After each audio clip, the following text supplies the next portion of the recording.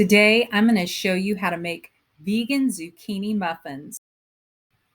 Start with oat flour, add salt, baking soda, baking powder, coconut sugar, cinnamon.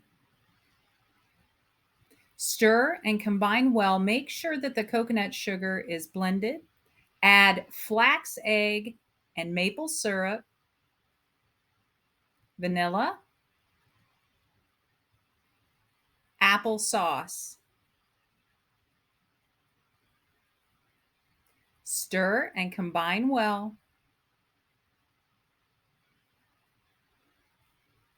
And to that, add the dry mixture, making sure that you stir it until it's well combined. Next, add your zucchini. Make sure that you stir it and blend it well so that every bit of zucchini is coated with batter.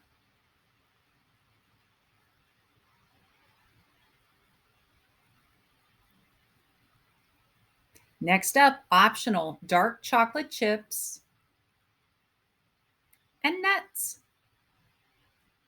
Spoon them into your muffin pan, bake, and enjoy.